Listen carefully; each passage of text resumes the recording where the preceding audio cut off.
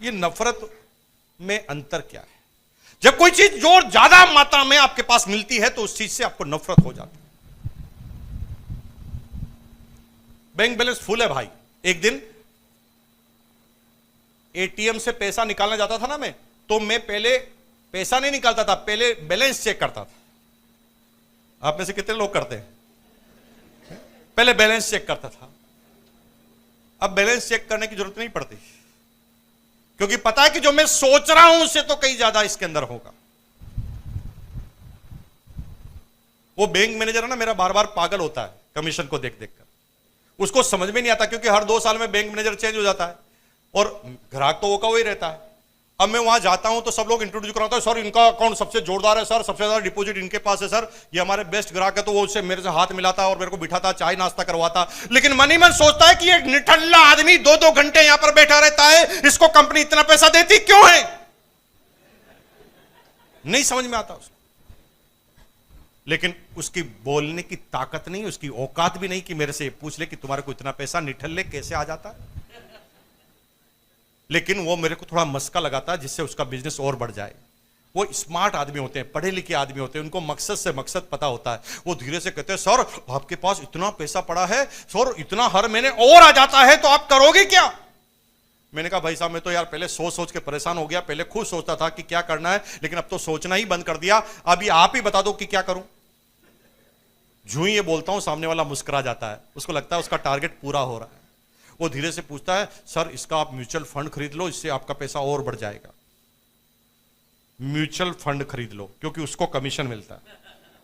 Mutual fund खरीद लो, इससे आपका पैसा और बढ़ जाएगा। मैंने कहा चुप, मैं तेरे से पूछ रहा हूं ठिकाने लगाने का तरीका, और तू बढ़ाने का तरीका बता रहा है।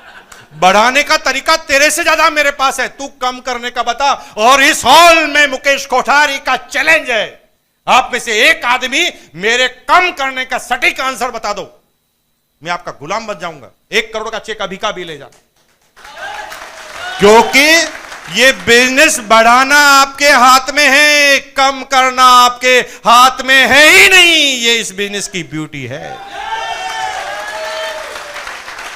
ये इस बिजनेस की ब्यूटी है। यहां टेक्नोलॉजी खड़े हो जाइए, सब एमराल्ड सारे खड़े हो जाइए। अब मैं ये सारे एमराल्ड पिन अचीवर हैं, इन सारे लोगों से मैं एक बात करूं। भाई आप मुझे गुरुदेव बोलते हैं, आप गुरु समान बोलते हैं, आप कहते हैं जो भी कहेंगे वो कर लेंगे। तो मैं आज आपसे एक चीज मांगता हूं कि आज से आप इस बिजनेस को बंद कर दो। कर दोगे? नहीं करेंगे। ये गुरु मानते हैं। गुरु के लिए तो आदमी कुएं में कूद जाता है, और ये भी कह रहे हैं कि मैं कुएं में कूद जाऊंगा लेकिन बिजनेस नहीं छोड़ूंगा। क्यों नहीं छोड़ूंगा?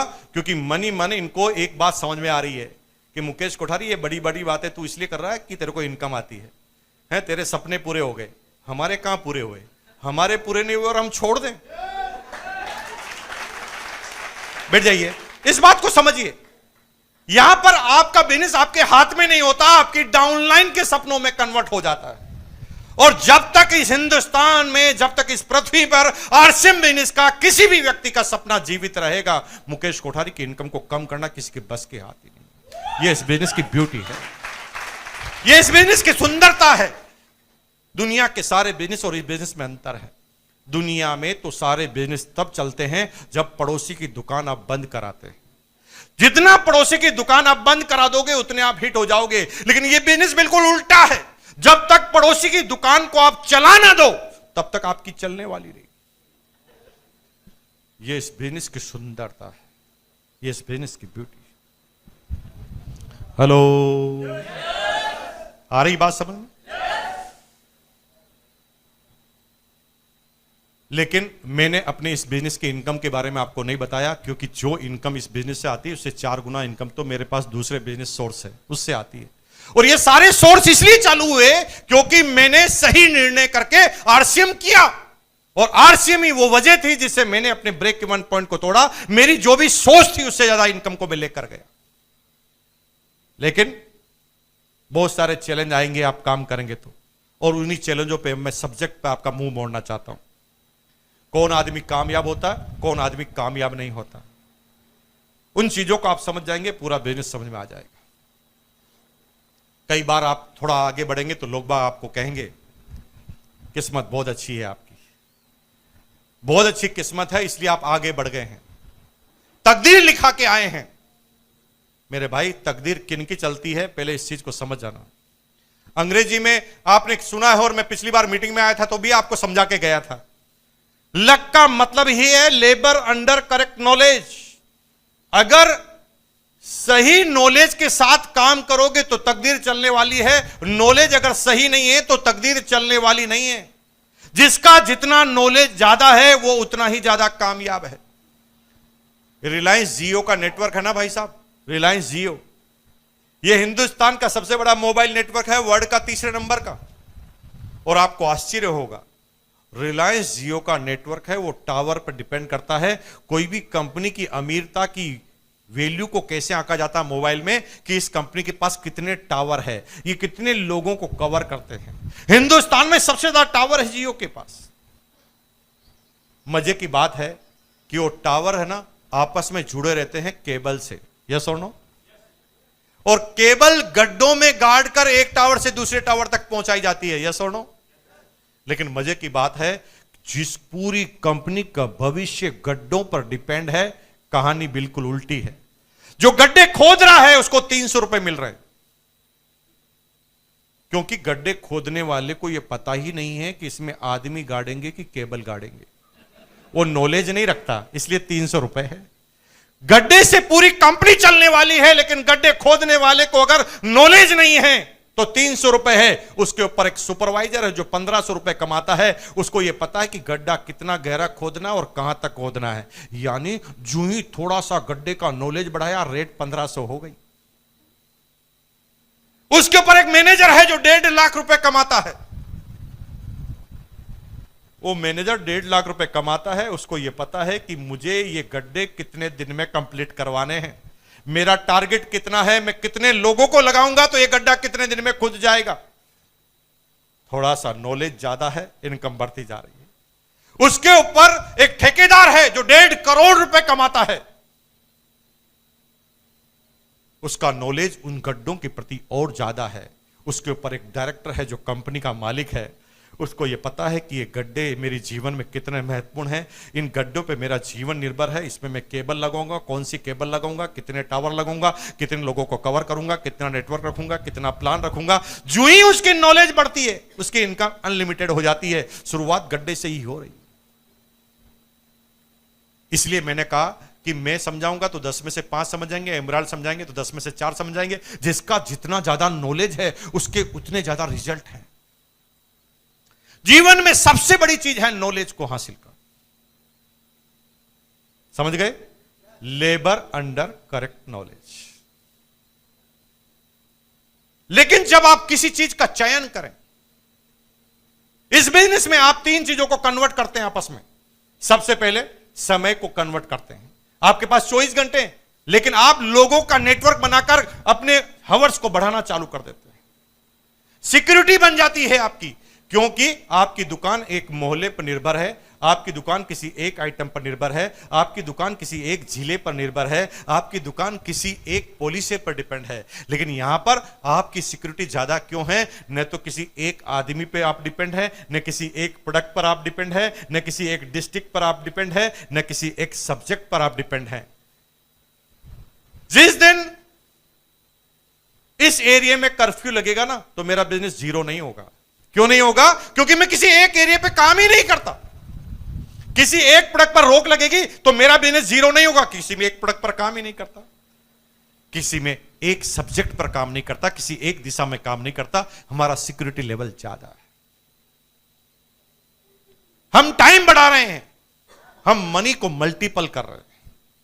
लेकिन सफलता के लिए सबसे बड़ी चीज है आने वाले पूर्वानुमान को समझना। वो लोग हमेशा कामयाब होने वाले हैं जो आने वाले वक्त को पहले समझ जाएंगे। चाहे वो मोबाइल की बात करो, चाहे वो किसी टेक्नोलॉजी की बात करो, वो लोग एडवांस में आगे बढ़ते हैं जिनको भविष्य का पहले ही पता होता है। वो समय बीत गया जब पैसा लगा के पैसा कमाया जाता था। अभी तो वो एंटरप्रेन्योर आपके सामने आ गए हैं जो बिल्कुल भिखारी बनकर घर से निकले थे, आप करोड़पति बन गए, अरबपति बन गए। उन्होंने सिर्फ अपने दिमाग का इस्तेमाल किया, एक ऐप बनाई, लोगों को कन्वर्ट किया, सारे ड्राइवर और गाड़ी वालों को मिलाया, सारे ग्राहकों को मिलाया, दोनों को ऐप में डाल दिया और कहा कि भाई तुम आपस में लेन देन करते रहो, मुझे कमीशन देते रहो। आप समझ रहे हैं कि रोजगार के तरीके पुराने जैसे रहने वाले हैं तो खत्म हो जाएंगे आप बहुत जल्दी, क्योंकि दुनिया इतनी तेज गति से परिवर्तन हो रही है कि आप सोच भी नहीं सकते, इतना तेज गति से बदल रहा है सब कुछ। आज के 20 साल पहले सारे पेंटरों का बिजनेस खत्म हो गया, पता ना, फ्लेक्स मशीन आई, एक फ्लेक्स मशीन आई, सारे पेंटर समाज से ही गायब। आज के 15 साल पहले एसटीडी पीसीओ वाले गायब। जो धंधा सबसे टॉप पर चलता था वो धंधा पूरा का पूरा खत्म हो गया। 5 साल के अंदर, 5 से 10 साल का क्राइटेरिया नोट कर लेना, सारे ड्राइवर गायब होने वाले। अगर नहीं समझते तो आप देखो जाके गूगल पर और नई गाड़ियों के बारे में, नई डिजाइन के बारे में देखिए, गूगल एंड्रॉइड गाड़ियां। आदमी को जो झपकी आ सकती है मशीन को नहीं आ सकती। आपको कुछ नहीं करना है, नेविगेशन डालना है, लिखना है और सो जाओ, गाड़ी ऑटोमेटिक दिल्ली पहुंचा देगी और सही जगह जाके रोक देगी। आदमी तो टकरा सकता है, गाड़ी टकरा नहीं सकती, उसके सेंसर है। Driver less car. आप सोच रहे हैं मजदूरी करने वाले तो कमा खा लेगा, नहीं है मजदूरों का भविष्य। अमेजन का सबसे बड़ा गोडाउन है अमेरिका में, वॉशिंगटन के अंदर 10 किलोमीटर लंबा है वो। 10 किलोमीटर लंबा तो केवल गोडाउन है, और आश्चर्य की बात है एक सिंगल आदमी काम नहीं करता वहां पर। 10,000 रोबोट काम करते हैं। रोबोट के दिमाग में ही कंप्यूटर लगा हुआ है। दुनिया के किसी भी कोने से जब ऑर्डर जाता है, दिमाग के सीधा रोबोट के दिमाग के अंदर जाता है। रोबोट वहीं से खड़ा होता है, काम करना चालू करता है, रेक के सामने जाता है, सामान निकालता है, पैक करता है, स्टिकर लगाता है, डिस्पैच। आदमी की जरूरत है।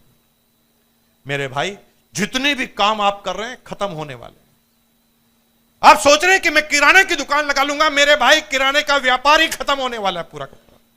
इसका मतलब कोई खाना बंद कर देगा ऐसा नहीं है। ऑनलाइन, न तो किसी के पास टाइम है, न कोई उधर जाने वाला है, सीधा जो ऑर्डर लिखा तुरंत आ जाएगा। आप देखिए बड़े शहरों में इसका प्रचलन तेज हो गया, बहुत तेज गति से हो गया। कुछ भी मंगाना है, सब्जी मंगानी है, नाश्ता मंगाना है, खाना मंगाना है, जिस भी होटल का खाना मंगाना है, अब तो सर्विस वेंडर है। स्विगी में आप जाएं, फूड पांडा में आप जाएं, वहां पर आपको केवल ऑर्डर देना है, मुझे इस पर्टिकुलर होटल का ये आइटम चाहिए, वो एजेंसी जाएगी वहां से लेकर आपको डिलीवर कर देगी। इतना तेज गति से जा रहा है। लेकिन मेरे भाई, डायरेक्ट सेलिंग एक ऐसा कारोबार है जो नेटवर्क यानी व्यक्तियों पर निर्भर करता है। दुनिया के सारे बिजनेस खत्म हो जाएंगे, लेकिन मेरे भाई आदमियों से चलने वाला बिजनेस खत्म नहीं होगा, क्योंकि जनसंख्या तो बढ़ती जाएगी, बढ़ती जाएगी, बढ़ती जाएगी, ये कम होने वाली नहीं।